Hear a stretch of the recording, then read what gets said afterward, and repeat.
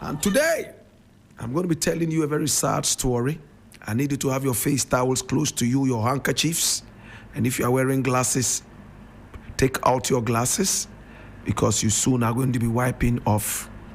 If you are wearing a wig, just get a fan to fan your face, you know, because it's going to be really hot, my brother, my sister. This story is sad. Can we start now?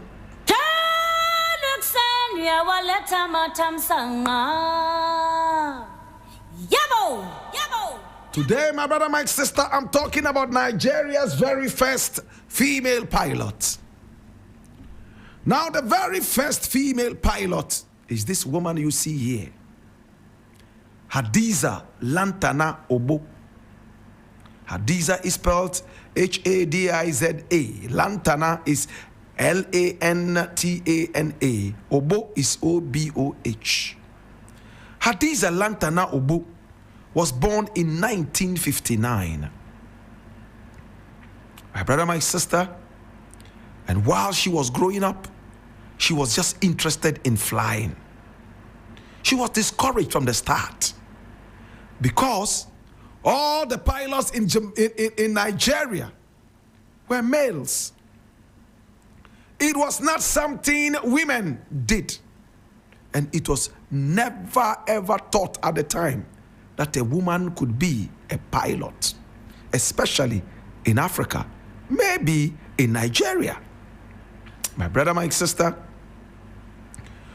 when she went to school, she was encouraged by a male teacher that she could do it. The females all said it was not possible. She should forget about it and do something else. Maybe she could be a medical doctor because she was very, very, very brilliant.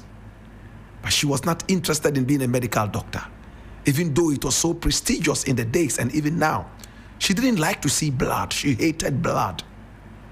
In fact, she just wanted to be a pilot and fly. In fact, a female teacher even told her that she should just make herself comfortable by being an air hostess. But for a pilot, forget it. But Hadiza Lantana, coming from a Muslim home, wanted to defy all these odds.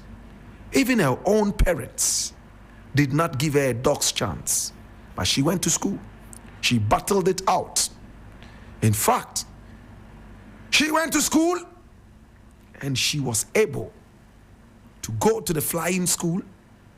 She qualified and came out as the first ever Nigerian female pilot.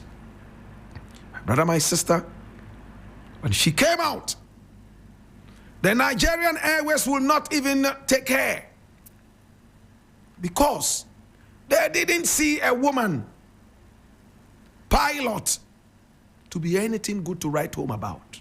They sidelined her.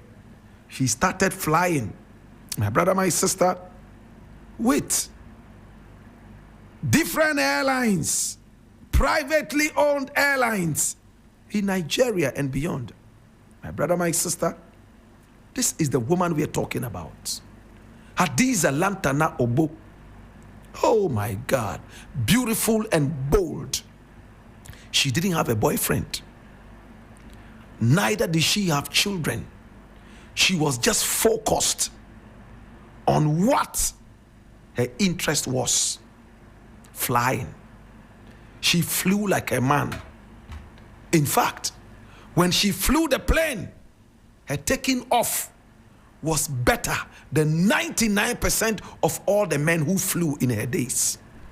And when she landed, it was as if she was still in the air until she announced that the plane has landed safely. Thank you for flying with us. When she started getting accolades and praises left, right, and center, the Nigerian Airways, my brother, my sister, decided that they would have to go for her. Now, this was founded in 1958. I'm talking about the Nigerian Airlines. when Nigeria was not even independent yet. Just like the Ghana Airways, my brother, my sister, they became the pride of Nigeria. 1958, it used to be known as the Nigerian Airline. My brother, my sister, and it came after the dissolution of the West African Airways Corporation, WAAC. My brother, my sister, in 1971, it was renamed and it ceased operations in 2003. My brother, my sister, the government of Nigeria owned 51% of the shares until 1961, a year after independence, when it boosted its shareholding in the company to 100% and then put the country's flag on the Nigerian Airways planes. Before 1961, the Nigerian flag was not on it. It only had the name Nigerian Airline. In 1961, a year after independence, the Nigerian government took over the whole thing under Nnamdi Azikiwe. Took over and put the Nigerian flag on it. For the first time, Nigerians flew in a plane that had their flag on in 1961. My brother, my sister, at the time of the dissolution of the airline, its headquarters was in Abuja. Operations were concentrated at the Murtala Mohammed International Airport and served both domestic and international destinations, mainly concentrated in West Africa. My brother, my sister, it was a powerful airline. That was how powerful it was. Our heroine, my brother, my sister, Hadiza Lantana Oboh, was invited by the Nigerian Airways to join. Now, if you can't beat them, you must join them. That was what happened. My brother, my sister, she started to fly with the Nigerian Airways. She started at Nigerian Airways as flight officer. Listen to this. Flight officer. And there it is. She was not even supposed to be a pilot. They still discriminated. Oh, a woman. Even though she's been flying and people like her, we won't make her fly now. She is a flight officer on Boeing 737-200.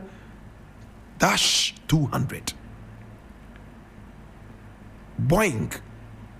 My brother, my sister, she had a beautiful apartment. She had a beautiful car. She would come in because she had no husband, no boyfriend, no children. She decided that she would have a gardener. She employed a male. She would employ a chef, a male. She liked to see males around her because women discouraged her when she wanted to be a pilot. They said the best she could be was a flight attendant. In fact, an air hostess. My brother, my sister. So she had men around her. Little did she know that she was digging her own grave. She drove her own car. She had a garden boy. She had a chef. And at the same time, she had a security man. 3 males in her house. She would come in after flying late in the night, go into her apartment, sit down there and watch TV, eat the food that was served to her by the chef. And she started making so much money. Foreign currencies were dancing on her table. So when the chef went in to serve and saw this, even the cleaner saw money in different foreign currencies. They started to gossip. Woman, oh, she no get husband. And a woman, where they behave like man now. This woman, a man, oh, see how much money where she get. She no get pikin where she go take care of. Oh. She alone go chop this money. Oh. We not never they see family for here. Maybe she no get family, she be ghost now. This woman. And then they plotted to kill this woman and steal her money. In fact, people she employed, security man, chef, garden boy, my brother, my sister, 3 of these people came together and plotted to kill her. She returned from flying, my brother, my sister, in 1998. And when she came, look at her house. Beautiful house. Look at the garden. And when she sat down to eat her food, the chef had just served. She bowed down her head to pray. She was Muslim. By her name, you can even see Hadiza Lantana. My brother, my sister.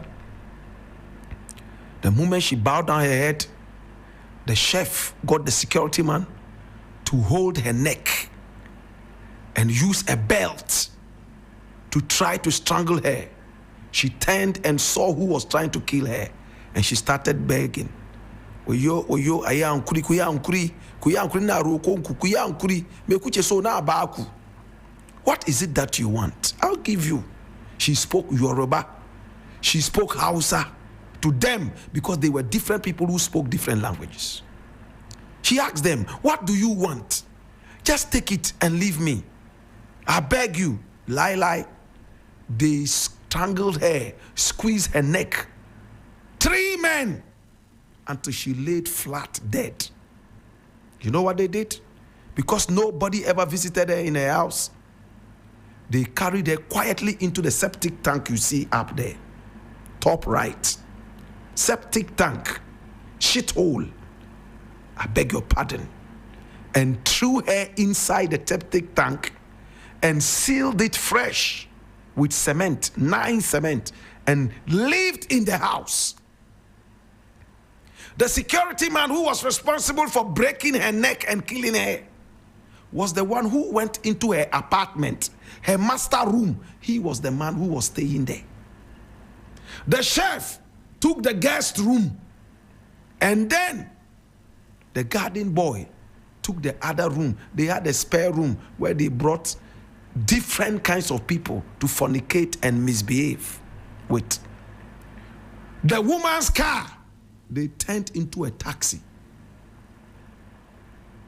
And you'll see the photo of the taxi pretty soon. They turned her car into a taxi. And that was what they were using to make money after spending the woman's hard-earned hard currency. Now look at what happened next. Her neighbors around, who used to see her come in and out, even though admired her, when she was driving out of the house, she would greet them in a passing and go. She never really went to them. They realized that her car had turned into a taxi, and they were no longer seeing the woman come home.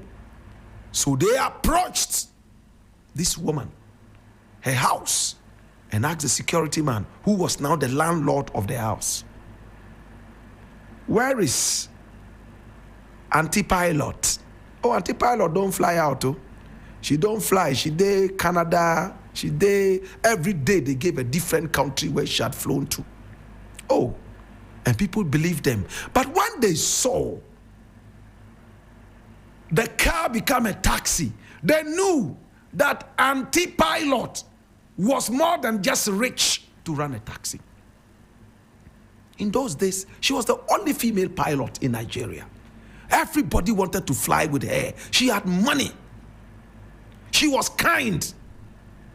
She loved to be with men because women always gossiped about her and lied about her and discouraged her. She didn't have a boyfriend. Look at her.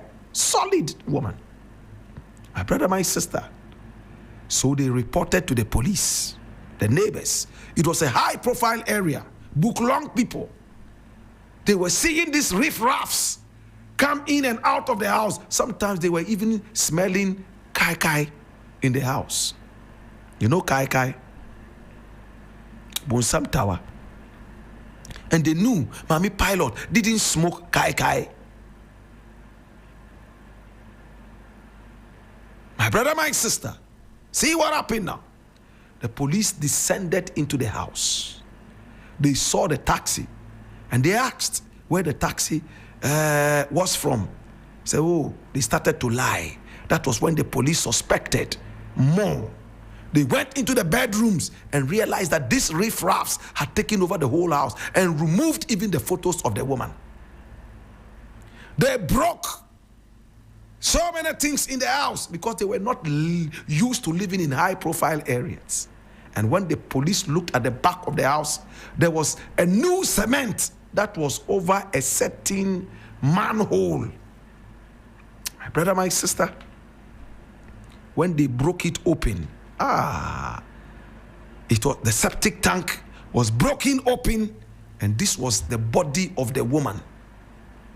She had just returned from flying in this uniform. My brother, my sister, she had not even changed. She was so hungry, she sat down to pray before eating. She was killed in her dress. They arrested these people. Now, this is the saddest part of the story. Those of you who are crying, I understand you. Feel free to cry. Feel free. See what happened. They arrested them and took them to court. This was 1998. I was 24 years old and I knew this story. The story broke and we all cried, even in Ghana. Nigeria's only female pilot was gone. The airline did not have the courtesy to report to the police that this woman had not reported for duty. They never came to the house to find out what was happening. It took neighbors. After all, they didn't even like a woman being a pilot in the Nigerian Airways domain. They took them to court. My brother, my sister, they began the trial, and then these guys got bail. Can you imagine? Murder case. The Nigerian government gave them bail. And when they got the bail, they absconded. All of them ran away. From that time till now, the Nigerian government has never been able to trace any one of them. Murderers went free.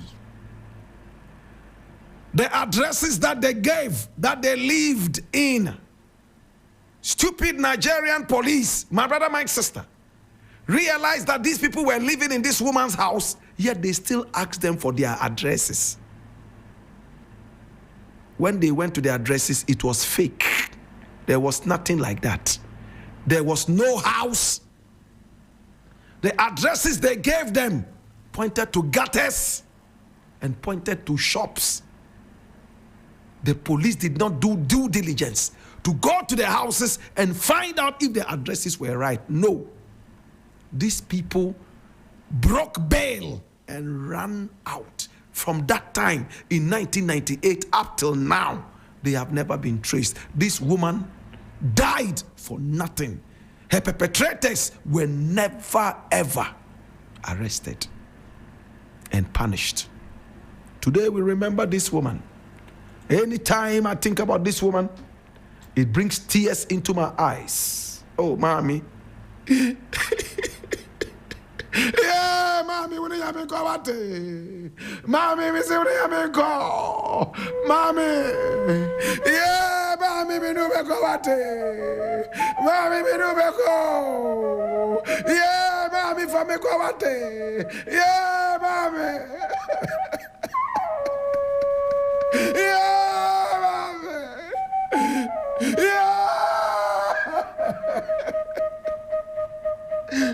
Oh. Yeah, mommy. Una ya me go, mommy. Una ya me go.